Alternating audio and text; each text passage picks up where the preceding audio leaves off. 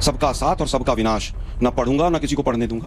विश्व गुरु हैं साहब हम, एक पेपर ढंग से करा नहीं सकते पर विश्व गुरु हैं हम। वो धर्मेंद्र प्रधान एक शब्द नहीं बोलता है, वही 2024 में मंत्री था, वही आज मंत्री है। जो 2024 का किंगपिन है, तुम्हारा भाई होगा है, तुमको फोन करता होगा, थोड़ा सा बात करता होगा, तुम भ्रष्टाचारी कांग्रेसी, तुम्हें पता है, ऐसा लग रहा है, करो मुखिया का फूफा है, ऐसा लग रहा है। फूफा नहीं है भैया, मैंने जेल में डाला, मुझे पता है। बचाओ, बोलो फूफा, तुम वापस सही क्या फूफा, तुम्हारे भ्रष्टाचारी क्या फूफा है, सच्चाई है। अब लोग का मनोरंजन तो हो गया। 2021 के अंदर धर्मेंद्र प्रधान जी एजुकेशन मिनिस्टर बने, 2014 के अंदर भाजपा की सरकार बनी। क्या 21 से पहले, क्या 2014 से पहले ये सब नहीं होता था? लेकिन इस बात की क्या गारंटी है कि उनके इस्तीफा लेने से पेपर लीक होना बंद हो जाएंगे? बिल्कुल ठीक कह रहे हैं बेटा, धर्मेंद्र प्रधान का इस्तीफा बिल्कुल नहीं होना चाहिए, पाकिस्तान के एजुकेशन मिनिस्टर का इस्तीफा होना चाहिए। मैं आपसे पहले इस्तीफा मांगूंगी, लेकिन इस बात की क्या गारंटी है कि उनके इस्तीफा देने से आगे कोई पेपर लीक नहीं होगा? मोदी की गारंटी भूल गए आप लोग। क्या फिर पॉलिटिक्स? रोज मोदी की नहीं तो राजनीति का मेलोडी पे करें, बच्चों पे भी राजनीति करें, मैं खाली पे मत करो। मैं बिल्कुल राजनीति करूंगा क्योंकि मेरा विपक्ष में होने का मेरा अधिकार है कि अगर पेपर लीक होगा तो मैं सवाल उठाऊंगा और मैं जरूर उठाऊंगा। मैं भाजपाइयों से, संघियों से नहीं डरूंगा। मोदी जी की भारतीय जनता पार्टी शिक्षा को लेकर कितनी सीरियस है, ये हम सब अच्छे से जानते हैं। देश में आए दिन कोई ना कोई पेपर लीक होता ही रहता है, लेकिन अंधभक्तों को इससे कोई भी फर्क नहीं पड़ता। आज की इस वीडियो में हम देखेंगे कि इसी मुद्दे पर हो रही जब डिबेट के दौरान कांग्रेस के प्रवक्ता आलोक शर्मा ने एक एक करके बीजेपी और मोदी जी की कलाई खोलना शुरू की, तो फिर कैसे बीजेपी के नए नवेले प्रवक्ता प्रदीप भंडारी के साथ साथ डिबेट में मौजूद अंधभक्तिन को भी मिर्ची से लग गई और आलोक शर्मा से बहसबाजी होने लगी, जिसका आलोक शर्मा ने बड़े ही तरीके से जवाब दिया। तो इस मजेदार वीडियो में अंत तक बने रहें और चैनल को प्लीज सब्सक्राइब करें। ये टीवी वाले भाई जल्दी फोकस करो। मैं मानता हूं कि जो लीक हुआ या जिस तरीके की अव्यवस्था हुई उसके लिए हमने जिम्मेदारी उठाई है और हमने कोर्स करेक्टिव एक्शन लिया है, पर यह कहना कि पूरा का पूरा सिस्टम चौपट है, सरकार नहीं सुन रही है, राजनीति होगा और मैं बताऊंगा क्यों। आप सभी स्टूडेंट्स को मैं बताना चाहता हूं कि कैसे आपको 21 जून के लिए 100% प्रॉपर जो एग्जामिनेशन होगा उसके लिए 5 लाख से ज्यादा सेंट्रल आर्म पुलिस फोर्सेस और बाकी फोर्सेस को डिप्लॉय किया गया है। हर सेंटर पे एक डीएम रहने वाला है, एआई मॉनिटर्ड सिस्टम होने वाला है, इसके साथ में आधार वेरिफिकेशन के साथ में एंट्री होगी। 2 लाख से ज्यादा इन्विजिलेटर्स और तमाम जो ऑफिशियल्स हैं उनको डिप्लॉय किया गया है। ये अभी तक की सबसे बड़ी व्यवस्था है। अब सबसे मेरा हाथ जोड़कर निवेदन है, मैं हमारा राजनीतिक दल हो या कोई भी राजनीतिक दल हो, किसी की राजनीतिक बात में मत आइए, आप अपने भविष्य की बात करिए और आपका भविष्य 21 जून को एग्जाम देने में है, पढ़ाई लिखाई करने में। अगर आपको कोई करेक्टिव एक्शन है, मैं आप पे बैठा हूं आपके हर सवाल का जवाब देने। ठीक है आलोक जी, अब आप मोर्चा संभालिए विपक्ष की तरफ से, क्या भूमिका आप लोग निभा सकते हैं ताकि इन बच्चों के साथ जो बीच मझधार में लटके हुए हैं इंसाफ हो? आज बाटा भाई का तेल निकलेगा। मुझे लगता है कि इस मुद्दे पे राजनीति नहीं होनी चाहिए। बीजेपी के प्रवक्ता ने कहा राजनीति तो मेलोडी पे होनी चाहिए, इस मुद्दे पे कोई राजनीति नहीं होनी चाहिए। जिम्मेदार कोई नहीं है, पंडित नेहरू जी चले गए, मैं तो धन्यवाद करूंगा सर झुका के पंडित नेहरू जी का इन्होंने नाम नहीं लिया कि वो जिम्मेदार थे। सबका साथ और सबका विनाश, न पढ़ूंगा न किसी को पढ़ने दूंगा, ये मोदी जी के नारे हो गए आज। 2024 का जब नीट का एग्जाम हुआ, अंजना जी के साथ तमाम शो किए, मैं पिटिशनर था सुप्रीम कोर्ट में, सरेआम पेपर आउट हुआ, सरेआम एग्जाम सेंटर जो बीजेपी वालों के थे वो हाईजैक हुए, वही एपी सेंटर उस समय पे थे, बहादुरगढ़ हो, सीकर हो, तमाम जगह, झज्जर हो। 4 दिन का विंडो दिया कि आप एग्जाम सेंटर चेंज कर सकते हैं। 40,000 बच्चों ने एग्जाम सेंटर चेंज किया, उसमें से 26,000 पास हो गए और कह रहे साहब कुछ हुआ ही नहीं था। अभी भी जो एनटीए की टीम गई पार्लियामेंट्री कमेटी के सामने, उसने कहा कि पेपर तो आउट हुआ ही नहीं। विश्व गुरु हैं साहब हम, एक पेपर ढंग से करा नहीं सकते पर विश्व गुरु हैं हम, मेलोडी बांटते घूम रहे हैं पूरे विश्व के अंदर। सेना की मदद लेंगे साहब, अब निकम्मे लोग बैठे हुए हैं। आप लोगों के जानकारी के लिए बता दूं, एनटीए जो है वो एक एनजीओ है, एक एनजीओ 2017 में बनी, 18 में काम शुरू हुआ, 18 में पेपर लीक, 21 में लीक, 24 में लीक, 25 में लीक, 26 में लीक। और उसके बाद कह रहे हैं कि साहब इस पर राजनीति नहीं होनी चाहिए। राजनीति होनी चाहिए हिंदू मुसलमान पे, गाय पे, गऊ पे, गंगा पे, इन पे राजनीति होनी चाहिए, बच्चों के भविष्य पे राजनीति नहीं होनी चाहिए। Yes yes yes yes yes you are right. पूरी की पूरी जो एजुकेशन सिस्टम के ऊपर जो कमान है वो आरएसएस और बीजेपी के तमाम भ्रष्ट लोगों ने कब्जा कर लिया है। वही एनटी का चेयरमैन 2024 में था और वही एनटी का चेयरमैन आज भी बैठा हुआ है। किसकी परमिशन से बैठा हुआ है? वो धर्मेंद्र प्रधान एक शब्द नहीं बोलता है, वही 2024 में मंत्री था, वही आज मंत्री है। सुप्रीम कोर्ट ने 15 दिन पहले लताड़ लगाई इनको कि 7 मेंबर की कमेटी हमने बनाकर दी थी, आपने एक भी रिकमेंडेशन उसकी क्यों नहीं मांगी? आज राजनीति नहीं होनी चाहिए क्योंकि फंस के खड़े हो गए। अरे माफिया पूरे गिरोह भाजपा के और आरएसएस के लोग हैं, तमाम लोग हैं, इसलिए जांच नहीं होती है। 48 लोग अरेस्ट हुए थे 2024 में, 48 लोग अरेस्ट हुए थे। यही सीबीआई का डायरेक्टर था जो आज सीबीआई का डायरेक्टर है, जिसको 2 बार एक्सटेंशन मिल चुकी है। ठीक है, आज एक काम होता है, नीट का पेपर हुआ नहीं, उसके बाद सीबीएसई का हो गया, फिर वो यूजी वाला हो गया, फिर तीसरा हो गया, फिर एसएससी का हो गया। कारण क्या है कि एजुकेशन सिस्टम को इन्होंने पूरी तरह से, जो इनएफिशिएंट लोग हैं, नॉन कैपेबल लोग हैं, केवल आरएसएस और बीजेपी की बैकिंग होनी चाहिए, अंधभक्त होने चाहिए, और कोई सवाल उठाए तो उसको पाकिस्तानी कह दो, उसको देशद्रोही कह दो, उसको जॉर्ज सोरोस का एजेंट कह दो, उसको डीप स्टेट कह दो। अरे तुमसे वेबसाइट हैक हो रही हैं, पेमेंट के मॉडल नहीं खुल रहे हैं, सीबीएसई जैसी संस्थान का भट्टा बैठा दिया, लेकिन उसके बावजूद आप लोगों को याद होगा यूपीएससी में एक चेयरमैन आए थे मनोज जोशी, याद है आप लोगों को? 1 साल पहले 15 दिन में रिजाइन देकर भाग गए। एसएससी हो, यूपीएससी हो, सबका पूरा इन्होंने पूरी तरह से बेड़ा गर्क कर दिया। पूछूंगा ऐसा कैसे हुआ? दुर्भाग्य यह है कि 2014 में हमारी सरकार चली गई, एनटीए बना 2017 में। तमाम एनटीए में जो लोग आए वो आरएसएस से जुड़े हुए लोग आए, वो आए जो छत्तीसगढ़ में बड़े बड़े कांड करके आए थे, और आज भी चेयरमैन वही हैं, सब झूठ, और तमाम अखबारों में छपा हुआ है, सब झूठ। कौन है वो जोशी, प्रदीप जोशी? आज तक क्यों बना हुआ है? आप मुझे बताइए ना, मैं कौन सी कोर्ट में कर रहा हूं? ना प्रदीप जी, मैं जवाब दूंगी, जल्दी से पूरा कीजिए, जब सवाल भी ले पकड़ी जाती है तो चिल्लाने लगते हैं। आप कुछ भी नहीं पकड़ पा रहे हैं, आप बात ही नहीं कर रहे। सारी पोल खोल के रख दिया, आप खुद ही पोल खोले, आप क्या पोल खोलेंगे किसी की? भाई ऊपर से नीचे तक पोल खोले। मैं चुप हो जाता हूँ। प्रदीप जी, कुछ नहीं हुआ बच्चों, आप लोग मौज लो। नहीं बच्चों हुआ है, पर इनकी राजनीति में मत आओ, आप मुझसे सवाल पूछो। ये अपनी सत्ता के नाम पे आना चाहते हैं आपके ऊपर। प्रदीप जी, हाँ, 2 लाइन में फिनिश कीजिए सर, इन दोनों के पास चलेंगे। कुछ नहीं हुआ है। प्रदीप जी बीजेपी आज भी धर्मेंद्र प्रधान को बचाना चाहती है, बीजेपी आज भी एनटीए के लोगों को बचाना चाहती है, यहीं पर दिखाई दे रहा है। आज तक एक भी एनटीए का क्लर्क या चूहिया भी सस्पेंड क्यों नहीं हुई है, इसका जवाब देश अभी जाके कल ही सस्पेंशन आया है भैया, क्या बातें कर रहे हो? चलिए माइक उठाइए, सस्पेंशन है, बताइए। हटाए जो व्यक्ति, बताइए ना किसका सस्पेंशन है, नाम बताइए, नाम बताइए किसका सस्पेंशन है। जो व्यक्ति एग्जामिनेशन कंडक्ट कर रहा था वो ट्रांसफर हुआ है। ट्रांसफर और सस्पेंशन का डिफरेंस नहीं पता। इनको पता नहीं। ये समस्याओं की जड़ क्या है? ताली बजाइए।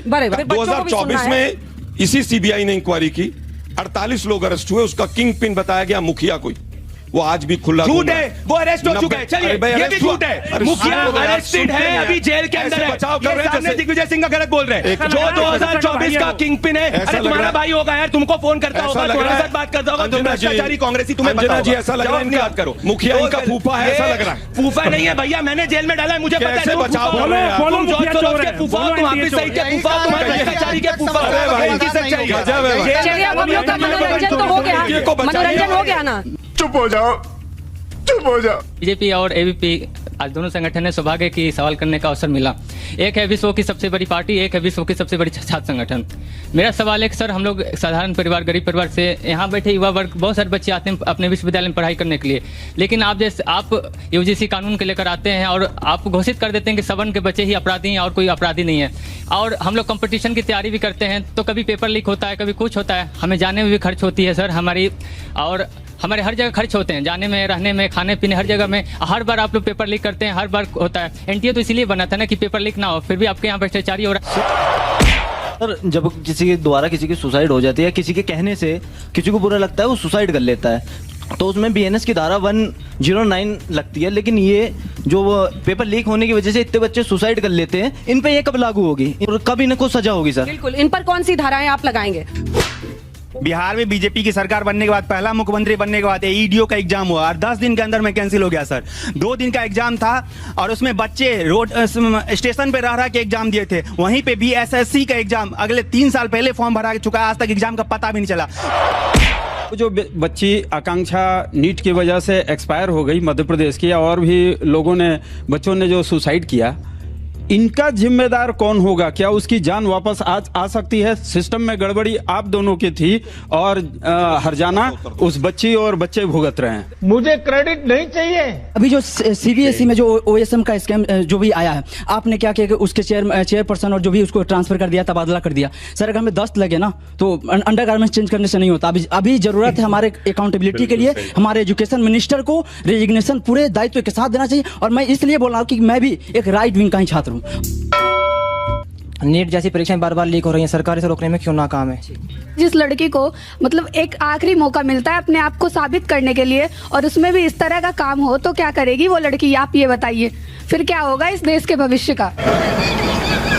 मेरा बीजेपी सरकार के प्रवक्ता से सीधा सवाल है कि आप लोग आईआईटी मद्रास के प्रोफेसर लगा रहे हैं सीबीएसई की वेबसाइट के पीछे, पर उसके बाद भी आज तक भी सीबीएसई की वेबसाइट पे ग्लिचेस आ रहे हैं, तो उसकी जवाबदेही कौन लेगा और प्रधान जी क्यों नहीं ले रहे हैं? क्योंकि मेरा सवाल बीजेपी से ये है कि अगर हम अब नीट पेपर लीक के लिए दोबारा से जब पेपर लीक के क्वेश्चन पेपर की बात आती है तो वहां पर न्यूज में आर्टिकल्स दिखाया जाता है कि जो इंडियन एयरफोर्स है वो पेपर डिप्लॉय करेगी, तो हमारा सिस्टम इतना वीक होगा कि अब हमें आर्मी की मदद लेनी पड़ेगी।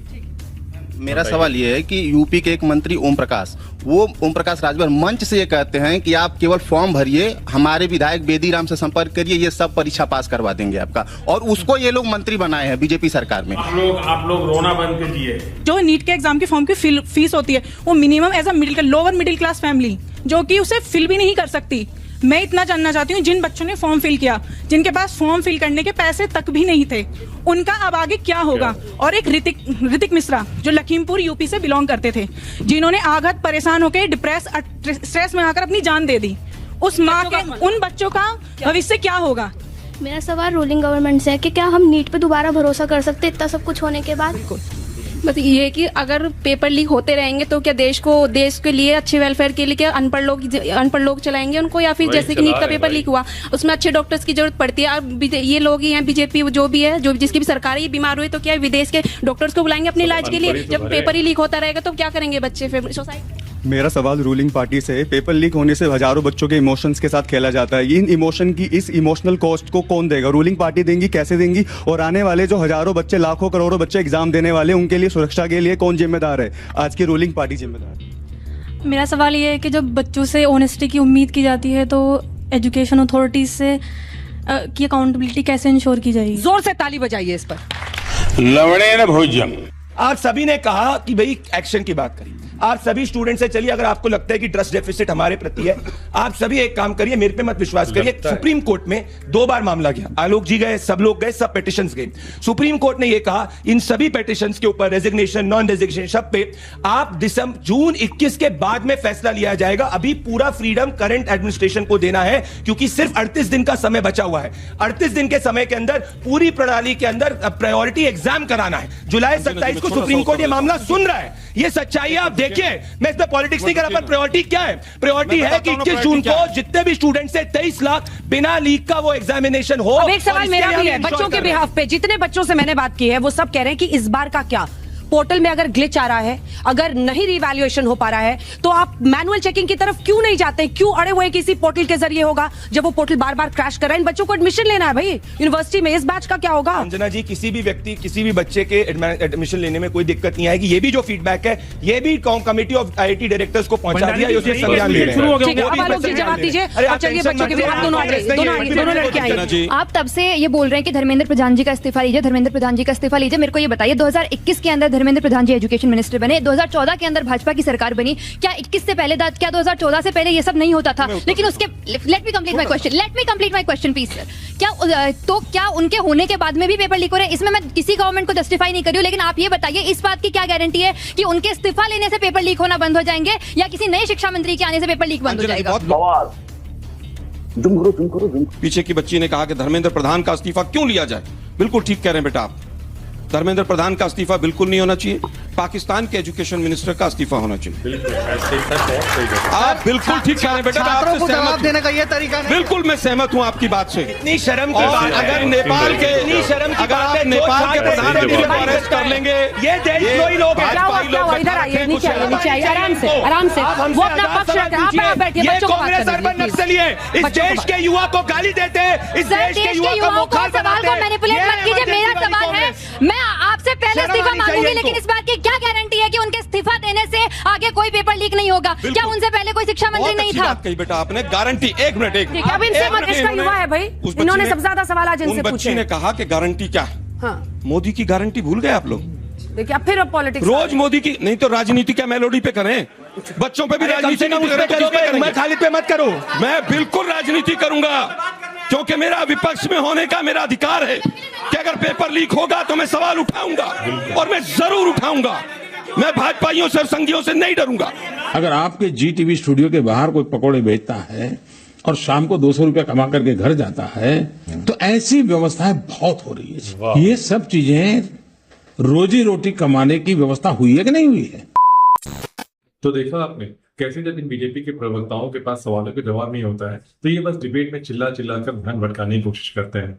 उम्मीद करता हूं आपको वीडियो पसंद आई होगी। सो प्लीज हमारे चैनल को सब्सक्राइब करें और हमें सपोर्ट करें। और हमारे देश में हो रहे इस पेपर लीक के बारे में आपकी क्या राय है, हमें कमेंट करके जरूर बताएं। मिलते हैं फिर अगले वीडियो में।